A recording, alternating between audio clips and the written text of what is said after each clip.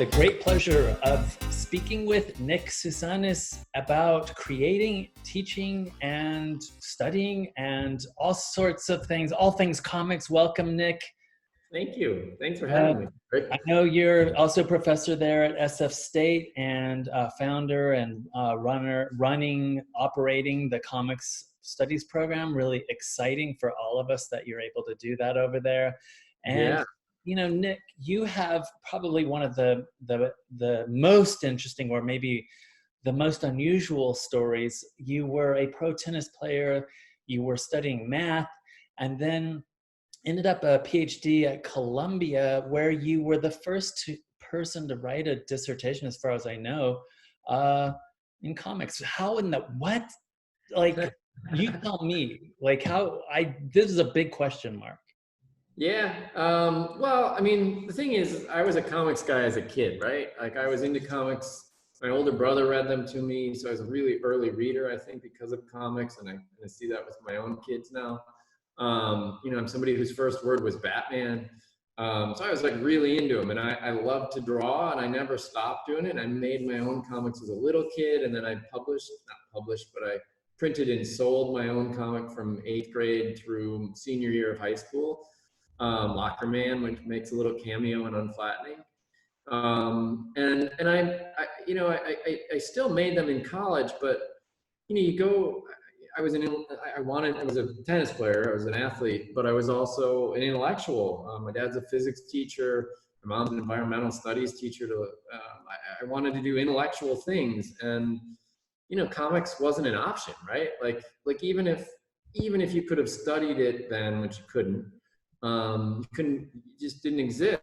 So I studied mathematics because I wanted to do smart things. I have this funny story about it now. I mean, it's sort of interesting. Now I'm sort of known as an artist, and when you're an artist, people say, "Oh, you're so talented," right? And when you're a mathematician, they say, "Oh, you're so smart." And it's like, I think I was a really talented mathematician, and I think my art has made me a lot smarter. But we've kept these worlds so apart. And I feel really fortunate that, like, at least my family situation, they were so supportive of me doing all these things that I just did a lot, right? I just did stuff I liked doing, and I never stopped. But I did, my comics making definitely plummeted in college. Like, I worked on some stuff, but it was never finished. And it's not till, let's see, I mean, I was a bottom level. We should be careful how we say my professional tennis. I was a bottom level, tried to make it on the tour, and then I taught it all the way through my last year of doctoral school in New York. It's in my time in Detroit. I ran an arts magazine there. I was asked to be in a political art show around the 2004 election. And I just had a couple days to do it. And I was like, well, I'll make comics. You know, I can do that. And I love making comics. So I made this thing, and that I was quite pleased with. And it's very McCloud-like, and I'm there, this avatar. And then there was a post-2004 election exhibition, the same thing. And I did it again, and that time I really changed things. I got rid of my narrator. I was very influenced by Alan Moore and Melinda Gebbie's comic, This Is Information,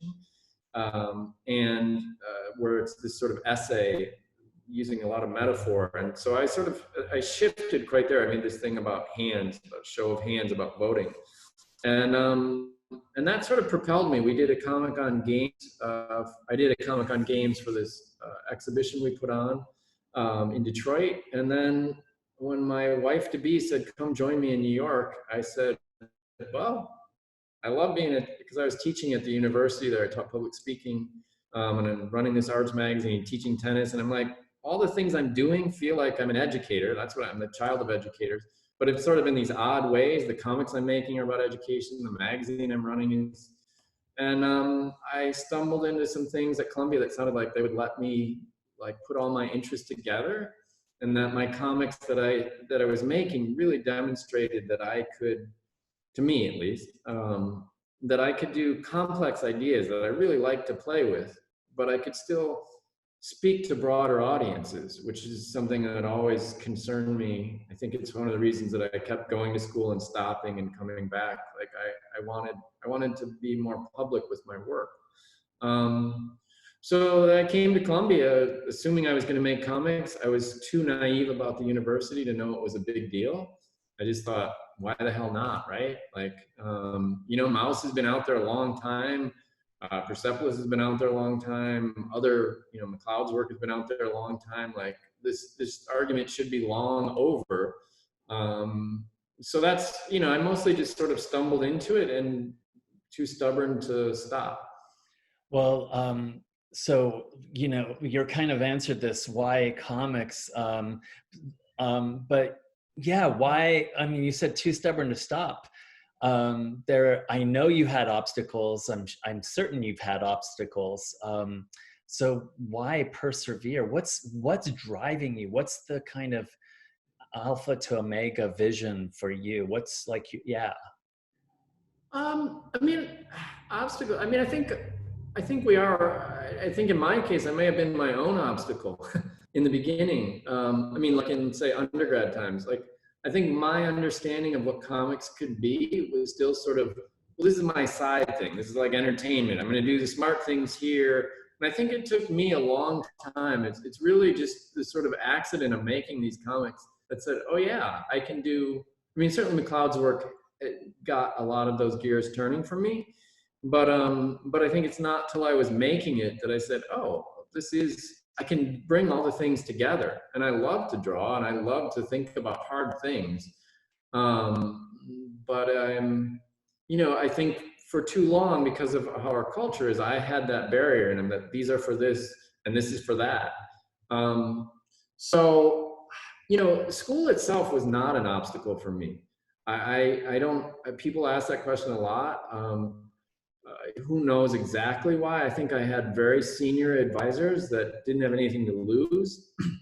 So, and there wasn't a surprise. It's not like I got there and then said, ooh, comics would be cool. I gave them my comics to say, this is what I want to do. So again, that's naiveness on my part. And I spent a lot of my time teaching, you know, I mean, I both made comics as my work from the start, but I also made work about comics. So I was really doing my best to educate my committee on why this stuff mattered. And because I, you know, happened to live in New York City, then I really got to know the comics community. That was really important to me because I wanted the work to be as,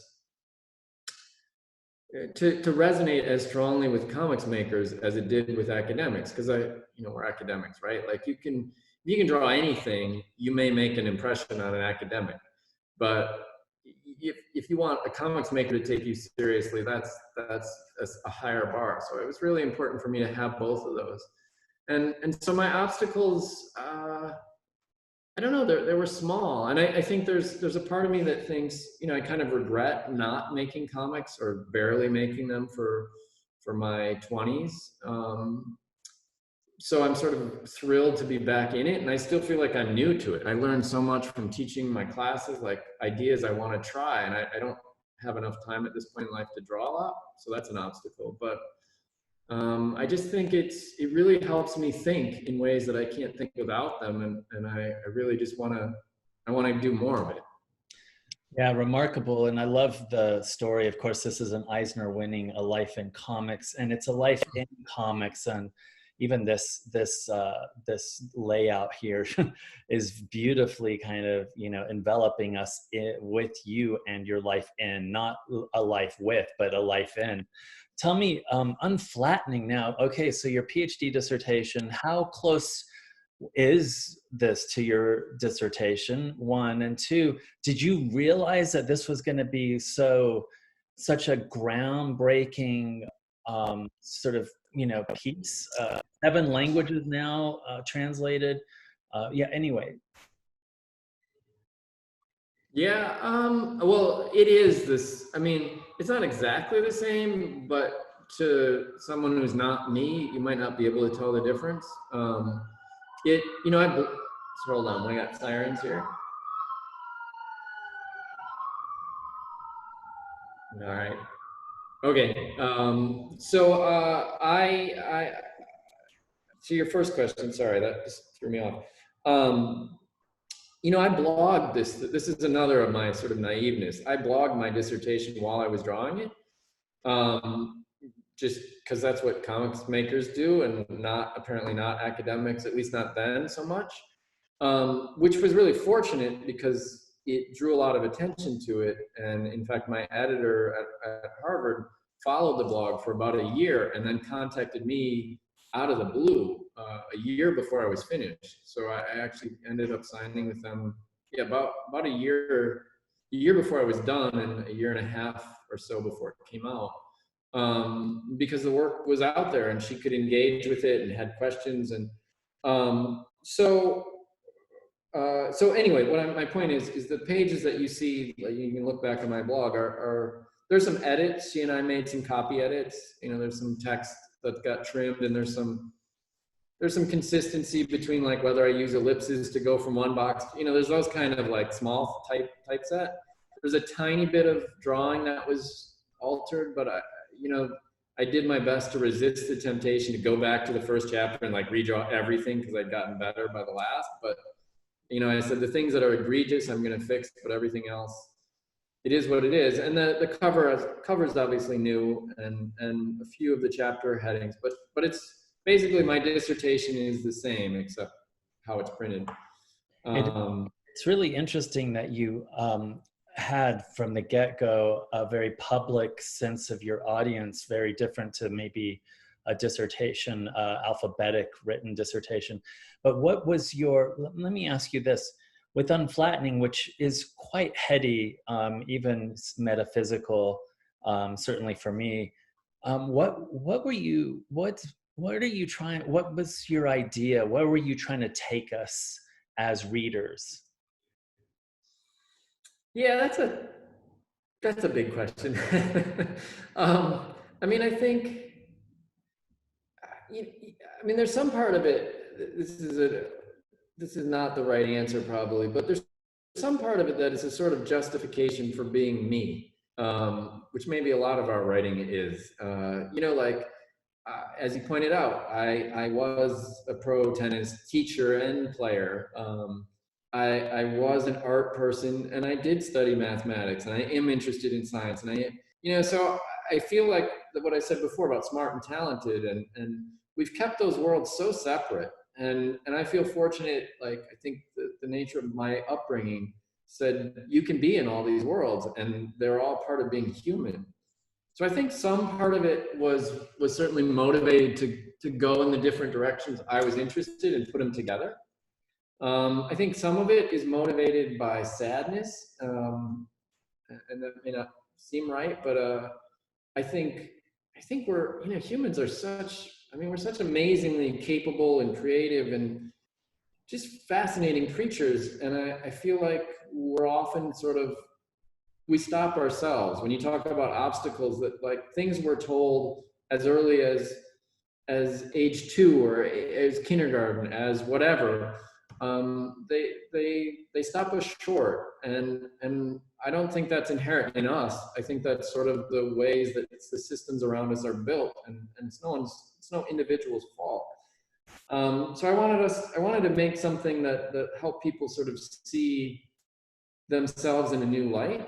I think all the work I make, my goal is always to, like, how can you look at something and see yourself and your environment in a different way. And I'm not very good at answering questions. I'm really uninterested in answering questions. I'm much more interested in having people leave saying, I can ask my own questions about this. And how successful I am or not, that's up to other people to decide. I only know that these are my questions. Yeah, I love that.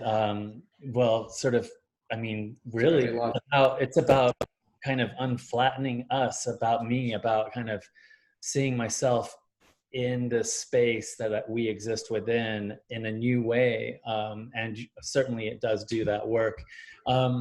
So you do these other, you're constantly creating, but in very different kinds of modes and different spaces. Maybe you can share a little bit about these other spaces that you are transforming with your comics. Yeah, sure. And I don't, you actually asked me more to that last one that on the ambulance I left out. If you want me to go back, otherwise I can. Yeah, let's go back. Let me just say one thing about the last one, because you asked about the sort of the expectations for it, like, and Yeah. I'll just say, starting it, I think my expectation was I would make something that people, besides my mom might read, you know? Um, but I do know, I mean, I got really lucky. There was, I kept presenting it at conferences with this because like I would apply to everything I could, and I kept getting into all of them. Um, and people were like hungry for it, and I didn't like. It was just an accident. Like I just happened to hit it at the right time. So I think I started it with zero expectation. As time went on, I mean, I think I felt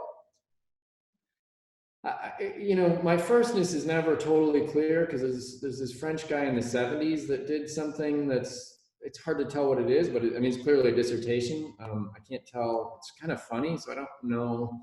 We can talk about that another time. But so firstness was a little less clear, but I didn't want it to be a last. I wanted it to be something that if it got attention and flopped, like then that would not help the next person trying to come. So I felt really important to me that it not only uh, feel good to me, but that it was something people could point to.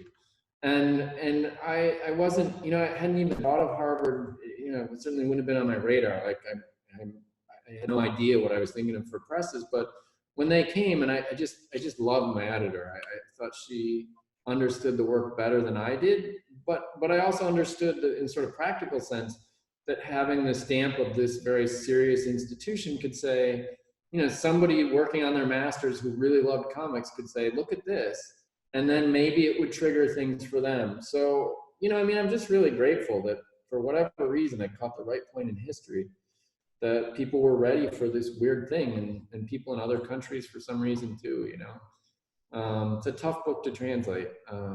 Anyway, your new question, sorry, is about the other work, which I feel I've made so much less than I wanted to. So I'm glad you think it seems like a fair amount. Well, the climate one is really interesting.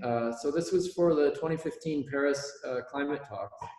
And when I got the postdoc to go to Calgary and work with Bart Beatty, I had made a list of like things that I would like to do, because basically, this particular postdoc, for the most part, I could just work on my stuff. And something on, as I said, I'm the child of a environmental studies teacher, so this is something very important to me all along. And so I had wanted to do something on climate and the environment, and I got this call from Nature out of the blue. Somebody had seen my book, one of their editors had, and said, would you be interested in this? And I was. And the interesting thing about it is that I told them in this first, we had a call with because there's Richard Monastersky, who's the science writer who supplied all the information for it. But I told them up front that if they wanted a comic where the author or the journalist or scientist walked around in front and explained things to them, that I was the wrong fit, that I wasn't interested in that. I was interested in how I could do things with the form, and they still hired me, which I'm not quite sure was their right choice, but it made it much more difficult. Like he and I had tons of conversations. I had to learn, I read so much to make this very short comic. But it's incredibly dense in information. But I mean, there's some interesting things that came out of it. I would share my sketches, my little thumbnails, and they just weren't readable to other people, but they had, because it wasn't an illustrational project, it was more about conceptual. That was a big challenge. But I'm quite pleased. It's not my favorite drawing skill demonstration, but I'm quite pleased with how it came together. The things for the Globe, they too had just said, do you have any ideas? These two pieces on the left from the Boston Globe. They said, do you have any ideas for us? And it took me a long time, but I did a couple. And the upper one, the comic about entropy, is something I really want to do for a long time. This is a physics. My dad's a physics teacher. He would give a talk about entropy using this poem, and I'm just having a brain lapse here on the author of the poem, but West Running Brook by Robert Frost, about how things go upstream. And I spent 6 months on this one-page comic trying to think about how I could have a page that sort of does this going against the flow, that life, the things that go against entropy. And it's one of my favorite things I've made. But it was a huge project for what's, one page. And then the Comic-Con Karen Green, Columbia's comics librarian, who's a friend of mine, who was really, her work was sort of blowing up while I was there. Yeah, they came as a commission, which I really don't do that sort of thing. They came to me right when I started at San Francisco State, and I said no. I said, I don't have time. And I don't do this kind of comic. And they came back. I don't know if they couldn't find anybody at the time that could do it. And I said, okay, give me one day to think about it. If I get a good idea, I'll do it. Otherwise, no. And I got the idea, it's really from teaching, that it would be interesting for me to draw like all the people that Karen had read and liked in her own reading career. And that would be a good challenge for me. It's something I have students do to learn. I have them like pick muses that they sort of copy from to learn how artists solve problems. So it was a huge challenge. The last page is an Al Jaffe mad fold-in. And I took words that Karen actually said and turned them into a message that she and I thought would be her closing message. And that was an enormous, enormous challenge. But it was a lot of fun. And, for whatever reason, I think Karen's popularity didn't hurt, but it was awarded with one of those nice Eisner statues. So it was worth it. I'm glad I ultimately didn't say no to that project. Yeah. And then, of course, going to your earlier point about unflattening, kind of in opening or inserting or creating new spaces within kind of the academic field, you have this, work that you've done that was published in the PMLA, right? So Nick, as we kind of keep moving here, this entropy, let me ask you, how long did it take you to go from the idea that you were just describing to the finished page? And what was this process in a little more detail? Yeah, I mean, I have to say there are, and they're reproduced on my website, there are 50 notebook pages, these ones that you can kind of see on the left, where I'm trying to work it out. I mean, maybe the last 20 are specific details, but the first 30 are probably me trying to figure out how to read it. It really was 6 months, but it's not like I'm sitting there every day for 6 months. We had like a 1.5-year-old at that time, and the book was out, so I was doing a lot of stuff. But it's this, I mean, I get this question a lot. Do you come up with the words first or the pictures? And I'm always, quite seriously say yes. That it's this play, and it's really, it's making a lot of sketches, and I now talk about a lot as drawing badly. And I think it's really important that I draw badly, that it helps me reinterpret my loose sketch in a new way. So I might, because I'm iterating it a bunch. I'll draw it and I'm like, okay, I like this part, and then I'll do it again, but I don't have to be as careful with it the second time, because I already, I'll remember it from the last time, so I can make even more shortcuts. And then I start to see things that I didn't expect. This particular one, I mean, I think it's an interesting thing. This is maybe less about the process and more about thinking in comics. That, we think a lot about comics as like how pictures and words get together, and that's obviously very important. But I think it's also how it changes reading.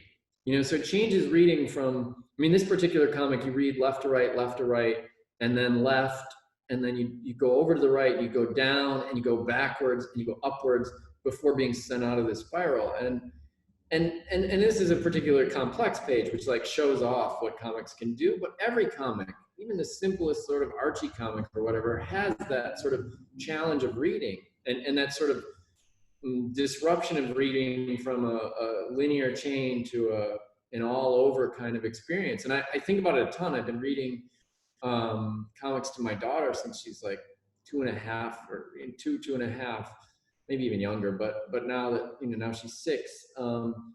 Even when she was like, 3 maybe, she started to point out when I would read things and I would miss things, and it's an interesting thing that reading comics might be a little bit easier in some sense because there's pictures to help you figure out what's going on. But on the other hand, you have to pay attention to like every single element. And so even her, like before she could read the words, knew where the words should be and knew that I had like not made the right moves. So I think about that a lot in my making, like, how do I want you to move through the page? And in this particular page, I really wanted that sort of experience of moving against the natural flow of downhill, of things falling apart.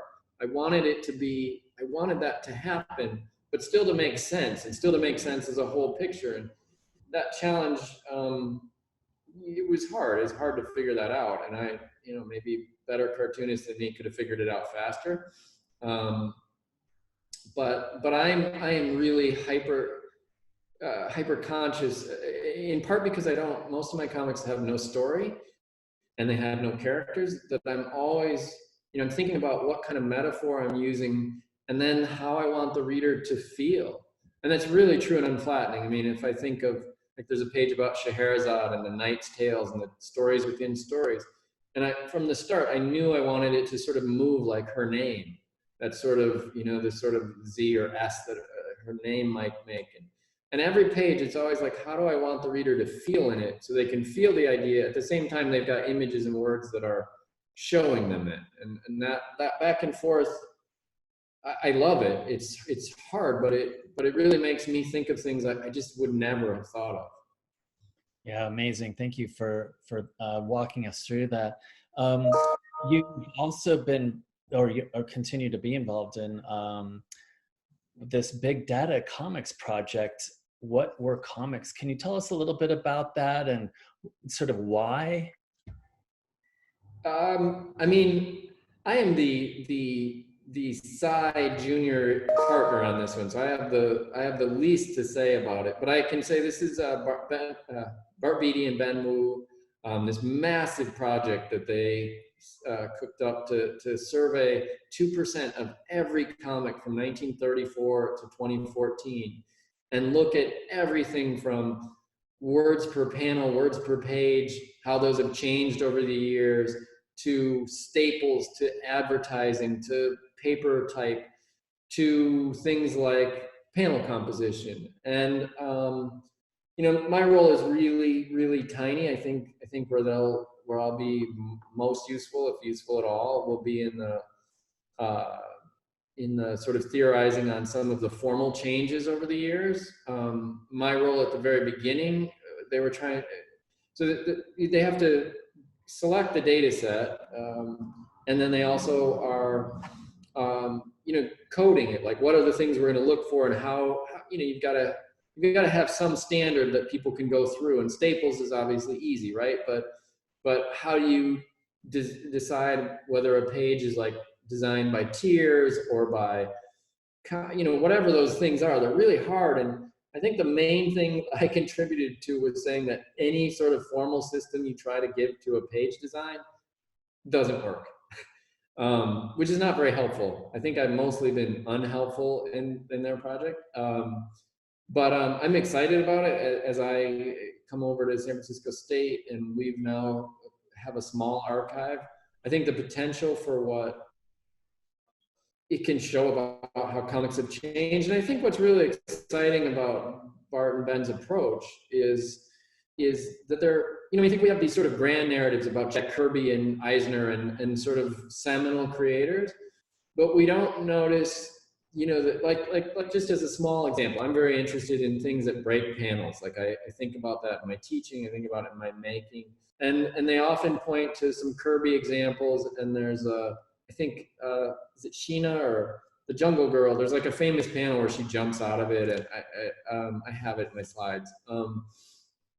But these kind of innovations were made by all kinds of people at that time, because they're just like trying to solve problems. And I think what's cool about their project, one of the cool things about the project is that it has a chance to see all these kind of things that are outside of the more direct narrative, and more people maybe buy into the project and want to do their own version of it. I think it can really bring to light some neat things that we just don't know. Yeah, no, that's great. It also kind of, on the one hand, there you are, Nick, you're a kind of, a force, artistic, intellectual force in and of yourself. But then at the same time, there's a lot that makes kind of Nick, right? Beyond Nick. And maybe the Big Data Project is a reminder that it's not just comics kind of innovation that happens from one figure to the next, but rather comics innovation that happens within a much bigger kind of soup of creativity, right? I think that's right. And it's interesting, that's what I read to my daughter a lot. I read My Little Pony comics all the time. And they're simple and all, but they do some awesome things that, like, Spike, the little dragon, is like grabbing onto a pineal border and like resting on it. And it's like, it's a comic for 5 to 8 year olds, but there it is, because somebody's playful and thinking about things and solving problems. I use those kind of things in my class all the time. Anyway. Yeah. Amazing. So speaking of which, tell us a little bit about your methods, the Nick, approach, the trademark classroom kind of thing that you do. Yeah, I mean, it's an interesting, so my teaching experience before teaching comics is tennis, lots of tennis, which is a super hands-on thing and often individual, but not, I also did classes. And then I did teach public speaking and a little bit of writing, but mostly public speaking at Wayne State before I left Detroit, which is also, it's a class where, like, I gave prompts and then let people do their thing. And I listened and gave feedback. So coming to comics, when I first taught a class, maybe my 3rd year at Columbia or something, I taught it 4 times while I was a doc student there.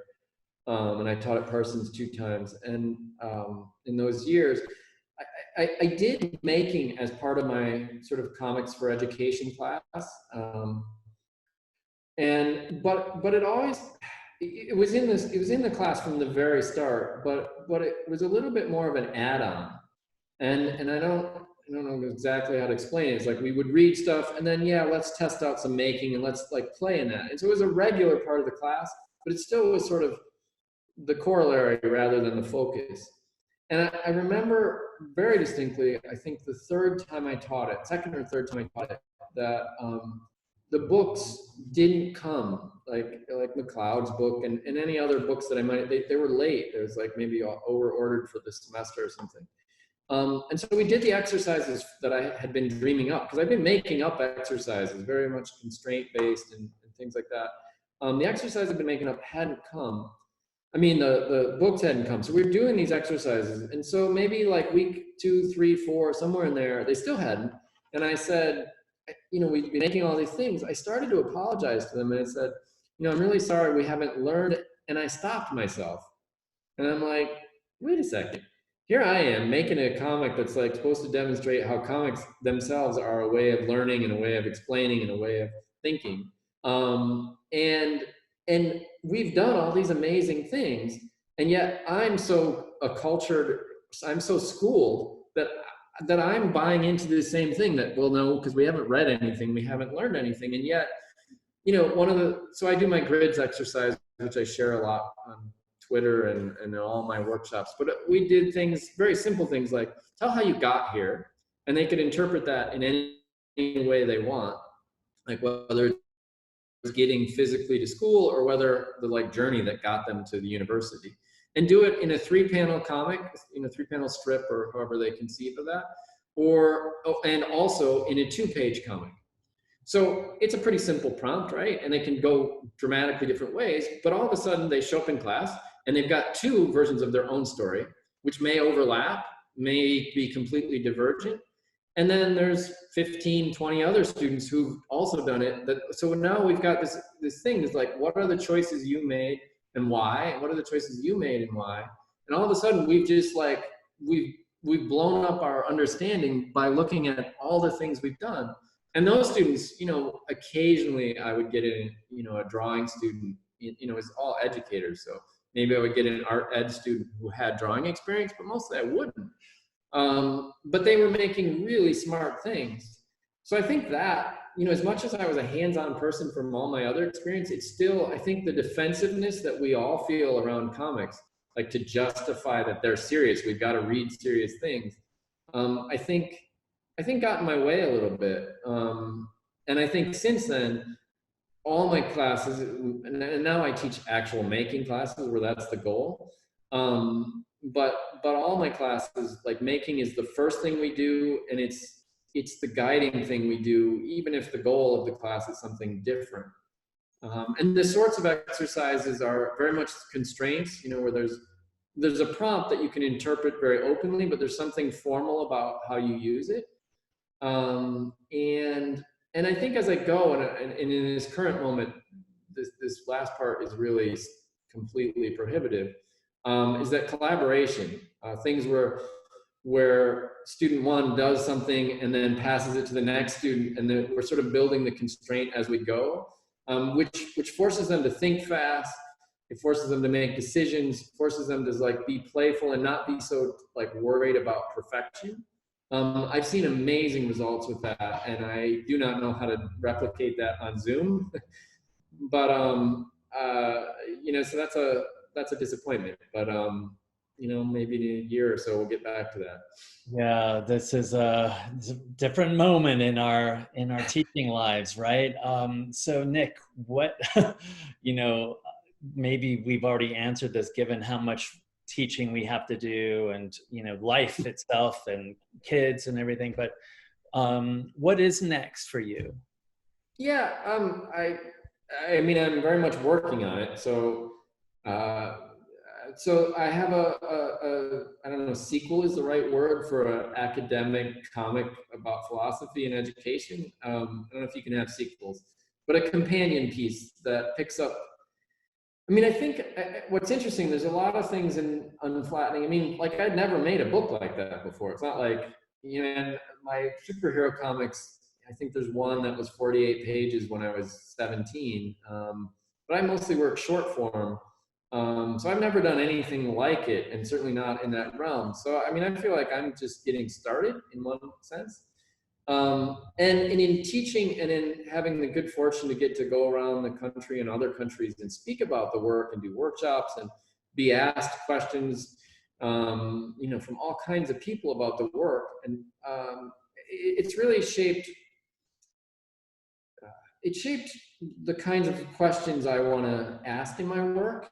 And I'm, you know, you can't duplicate what you do in a classroom in your books. Like you can't, it's not something you can do. And I'm not someone who's, at least at this moment, interested in sort of a how-to kind of thing. But I am interested in something that's sort of a why-to. And I think, so I have this, my next book is I'm a year or two behind when I was supposed to hand it in. And my progress is very slow.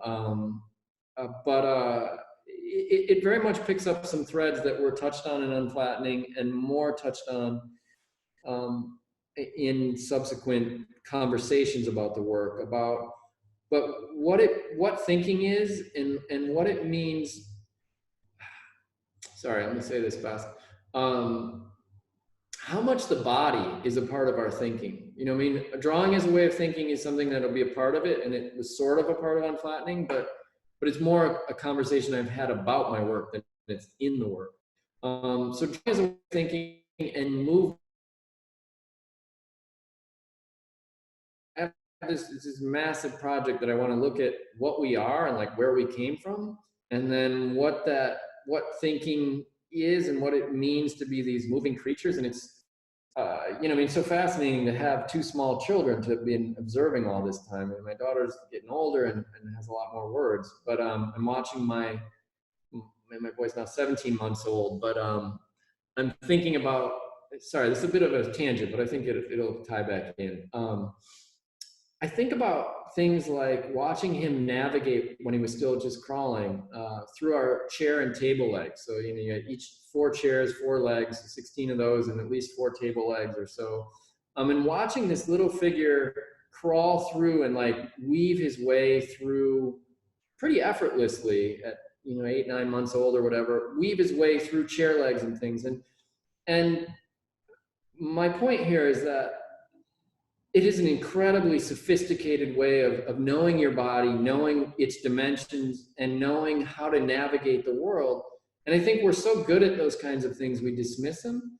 But if we think about movement, if we think about that as this really high level of thinking, yeah, he can't say a lot of words at that point, but he's making all these things he understands about his body and the world, and communicating that through his movement that I want us to be aware of. And I think as academics, you know, I mean, our classrooms, and it's even worse, I think, on Zoom. I mean, I notice it, like I never sit when I teach. And here I'm like sitting all day. You know, how do we, I mean, I think sort of the end of the book, without any sort of spoiler, because I don't know what I'm doing, is how do we then think about those things in education? How do we think about, you know, all the people who've been drawing in class all their lives and gotten in trouble for it, when every study says that's actually good for memory retention and all these things. All the people who need to fidget and move around, from, you know, all the kids who get in trouble when they're 5 and 6 because they need to move around and they're getting in trouble because school doesn't allow that. Somehow I want to think about all those things, and I want to think about them from science. And the Odyssey plays a big role. It was a suggestion of my editor, and I have this opening chapter which some people may have glimpsed on Twitter. That it can be read as double-page spreads, but it's also a tapestry. So it's a 22-page. It's about a 15-foot long. I don't know that I'll ever get it printed that way. I just so it's all those things, and then each chapter is going to have something formal to do with comics in how I've drawn it or how I've composed it, because that's the kinds of thing about the Karen Green piece. Those are the kinds, Karen Green comic. That's the kinds of things that interest me as an educator and as a maker. Wow. How's that work? Yeah, I can't wait. And I'm sure your editor can't wait either. Well, she hasn't fired me yet, so. Yeah.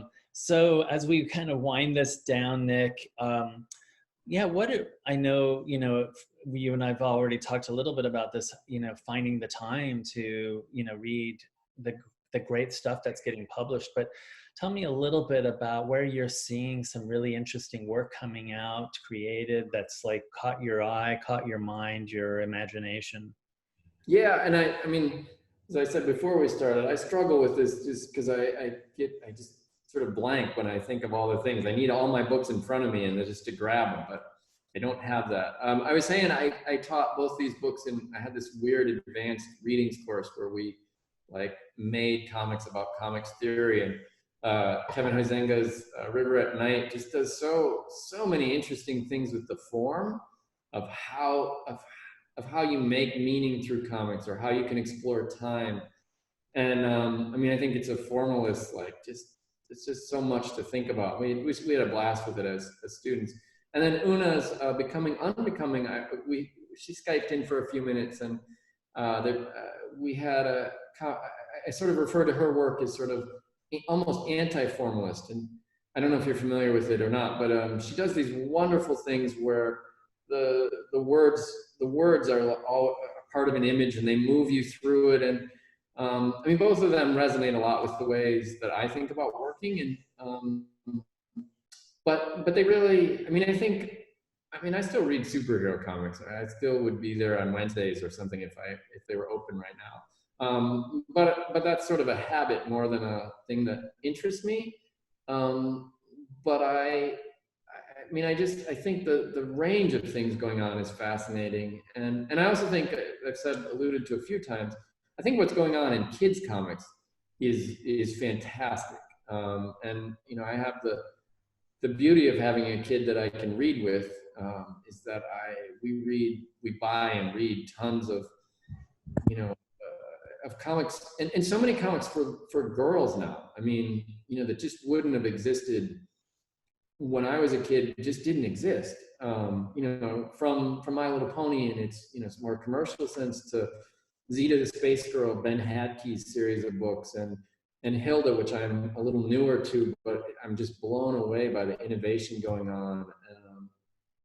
You know, and then Raina Telgemeier's works, which I thought probably were too old for my then 5-year-old when we started them, and we've read them, and she can't stop reading them. You know, if she's got a quiet moment, she'll go grab one of those books. And I think it's really interesting to think, I mean, just to say a little bit about Raina, that we've met her once. My daughter tried to tackle her, so we do have some experience with her, a few years before we got the books. But that it's interesting that memoir books, the characters become,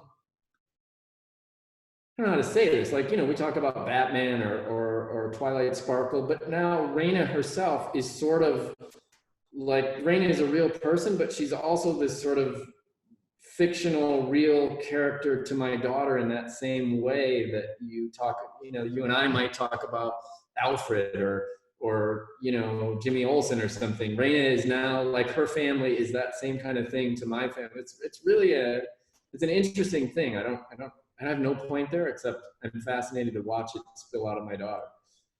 Yeah, no, Raina, there's something, well, I mean, she's like our rock star, like for kids, right? And the lines kind of, she's our bat symbol, right? Yeah. So yeah, I understand. And it's so important too, to kind of maybe reorientate. We have these wonderful spaces, the so-called alternative comics, which I'm still don't quite understand why we're even using that. But anyway, but really the kind of, maybe possibly arguably, the tremendous energy in comics, like you said, is kids comics. Yeah.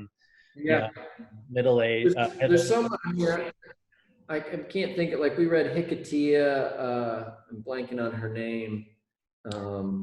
We've read a lot. I mean, you know, if I had our shelves here, I would, there's just so many of them, and female authors, and, you know, I mean, it's just the possibilities are just out. There's just so much good stuff, and it's available. And, you know,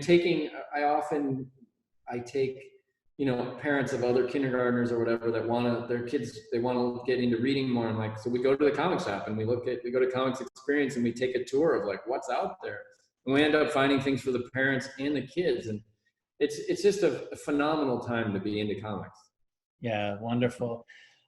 Nick, Sousanis, thank you for beaming in from San Francisco and sharing with us your journey, your remarkable journey, and all of the things that you do to transform and sort of get us to think about ourselves in this world, but also to remind us of how we can positively progressively work to make this a better place. Thanks, Nick. Thank you so much. That was really delightful. Thank you.